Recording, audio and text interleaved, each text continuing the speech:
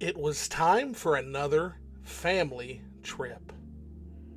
The van rented, the plans made, we embarked on a journey south to Pensacola, Florida, where sun, sand, and ocean awaited us. And it was around the 9-hour mark of this trip, while my then 4-year-old nephew was claiming the need to stop and go to the bathroom again, and spoiler alert, he didn't have to go, that I put the finishing touches on Captain Toad Treasure Tracker. It's a game that I love, and as strange as this might sound, it's as close as a spiritual successor as we are ever likely to get to a game it takes a lot of its inspiration from, Super Mario Bros. 2. Now, I understand why this sounds strange, and that is why I want to examine this connection in detail. After all, if you're coming up with a way to give Toad his own gameplay identity, it makes sense to go back to the first time we played as the little fella, and that's exactly what Nintendo did. But how they did that, and how far back they journeyed through the annals of human creativity in order to do so, may stun you, and may actually change not only how you view Toad as a character, but might change how you view the entire history of Super Mario Bros. 2. As usual with these videos, our answers lie somewhere in the past. The Arabian Nights are an ancient collection of nonsense adventures, and some of the first tales I remember loving as a child. Ali Baba and the 40 Thieves, Aladdin and the Wonderful Lamp, The 7 Voyages of Sinbad the Sailor. Now, chances are many of you already know and love these stories just like I do, and it is here that the journey back to Captain Toad really begins. Look at any screenshot of the game and you'll likely see oasis gardens, Arabian towers, and desert dungeons, just like with Super Mario Bros.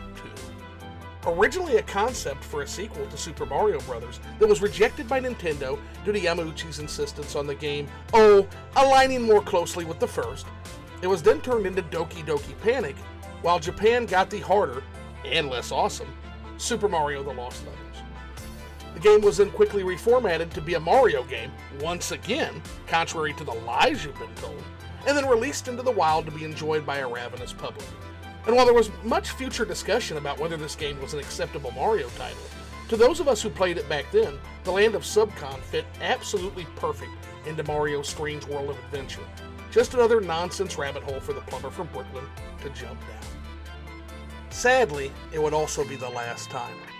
You see, as the lie that Super Mario Bros. Is just a reskin of Doki Doki Panic became accepted knowledge and gamers became conditioned to, well, actually, anytime Super Mario Bros. 2 comes up in conversation, it put the game in a bit of an awkward position, retroactively being labeled the black sheep of the Mario family. And it worked. I recall being sad to see the Arabian Nights tinge Subcon vanish from the Mario universe, with Shy Guys and other residents only returning in spin-off titles, but otherwise not thinking too hard about it. Fast forward to the Wii U era, a system I barely spent any time with at all. Despite this, as a Nintendo observer, I would still watch their presentations, and at E3 2014, that was no exception to my general rule about this. There, I watched in stunned disbelief as Toad was given his own gameplay identity in the form of this adorable little puzzle game. I was baffled, but I was also intrigued. Captain Toad puts you in the shoes of Toad and Toadette getting started on an adventure to find, what else, treasure. Unfortunately, a clever and greedy crow named Wingo wants all those shinies to himself and carries one of them off to parts unknown. It's set up to you to track down your companion, all while stuffing as much treasure into your pockets and backpack as possible throughout the game's 64 mini-levels. It's an excuse plot, and a damn good one, as motives have been established. We want treasure, and we want our companion. There's not much more to it than that. The game is divided into 3 storybooks, further emphasizing its connections to both Super Mario Bros. 2 and Arabian Nights regarding the storytelling motif. In the first book, you play as Captain Toad. The second is Toadette, with the final story bringing it all together and letting you alternate between the two of them. Though the last act is a good deal longer than the prior two, the pacing matches well with the various scenarios you're presented with throughout the game. Captain Toad operates as a diorama-styled collectathon where you have to rotate the level to safely navigate the perils attempting to do you in. Toad cannot jump due to the heavy backpack, meaning you'll need to handle problems a little bit differently than Mario does. Fortunately, Toad has the ability to throw vegetables that he can pluck from the ground, and even use a pickaxe or cannon he can find in some stages to clear out the bad guys. This gameplay being yet another way that Nintendo gives a nod to Super Mario Bros. 2, where stomping enemies isn't the option. Instead, hurling objects and finding creative ways to take out your enemies is. The entire game is all about this kind of a risk-reward dynamic. Do you try getting that diamond, or just head for the star? Should you try to sneak by, or bum rush through, or find a turnip to toss into a shy guy's face? For some extra icing on the cake, each stage also has a bonus goal for you to complete on subsequent playthroughs, giving you a reason to return to the level.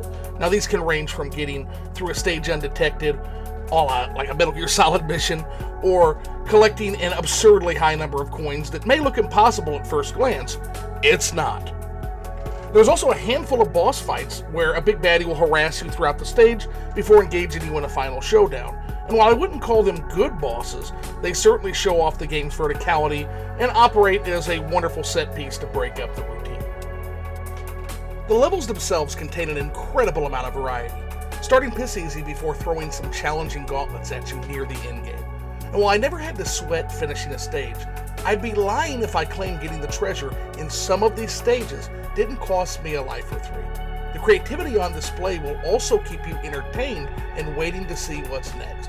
From a stage turning Toad into a Plinko ball, to a mad dash up a rapidly appearing set of stairs in a haunted library, these puzzles take full advantage of the 3D diorama concept and gradually build on the premise as the game rolls on.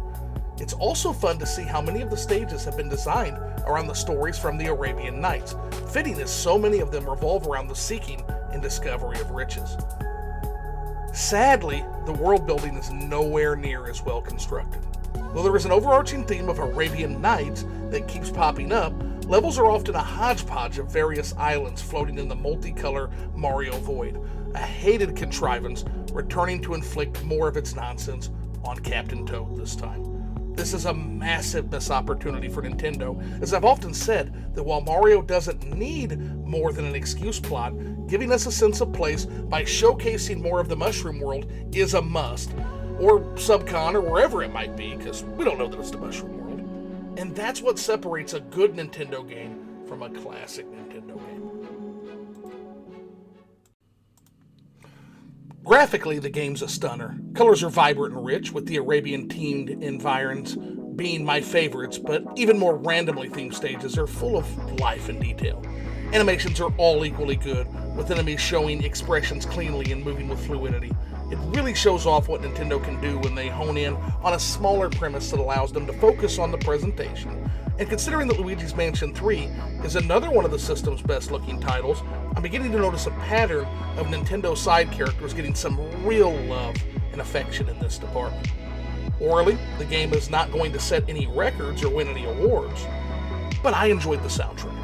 It has a massive variety of remixes from classic Mario games, as well as new original songs, some of my favorites being Bohemian Box Beat stage song, the stage song from Pouncing Peak Palace, and the Ruins Night theme. Sound effects outside the soundtrack all do their job, but I gotta say, I can't stand Toad's voice. It's second only to Bowser Jr. in things that, and Baby Mario crying, can't forget that, in things that just want to make me turn games off. So anytime he talked, it was like showing up to devour a delicious picnic in front of me if a bunch of ants were to do that. When is Nintendo going to figure out and stop making these characters talk? Rhetorical question. I know it's not going to happen.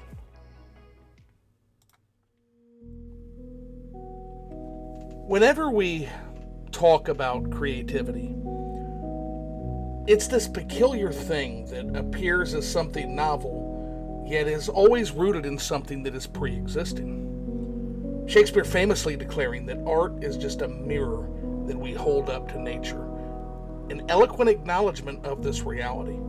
Even the most ancient works we have, your epics of Gilgamesh, your Aenids, are distillations of the original human experience and perspectives that informed them. Video games are no different.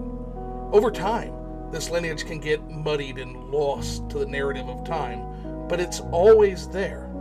And that's because the stories we make and the way they make us feel are all that remain in the end. Captain Toad Treasure Tracker as a game is not that deep. It's a simple, fun, puzzle diorama style game with light platforming elements. I'm not trying to claim any kind of deep philosophical shit here. But Captain Toad Treasure Tracker is also as close to a spiritual successor as we're ever likely going to get to Super Mario Bros. 2.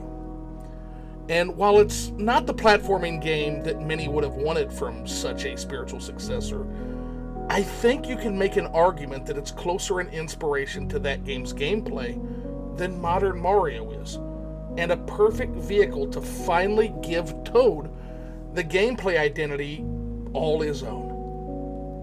It's also evidence that those inspired by these older games will continue to hold mirrors up to them, giving us new translations that may not be identical, but will still feel more than close enough to put a smile on our face. As I think about that family trip, I think about the time spent with loved ones. I think about experiencing that game with my 4-year-old nephew. These are also things that I'll forever look back on and be able to cherish and put a smile on my face anytime I think about it. And in the end, that's what this medium is all about. That's what life's all about. And I think that's cool. Hey, thanks for the smiles, everyone, as well. I hope you liked the video, and if I made you smile at all, or made you think, consider giving this brand new channel a like and subscribe. Maybe hit the bell or whatever the hell they're calling it these days. I don't do this on the other channel, but this is me trying something new. Plus, if you like the video, that'll help you get more of these when I do put out new content. I do plan on doing that, so I guess that's one reason to subscribe, right? And why not put either something you learned or something you know below in the comments section? So many myths surround games like Super Mario Bros. 2, and it would be great for us to compare notes. Till next time, have fun, don't get in too much trouble, and I'll see you again sooner than you think. Take care.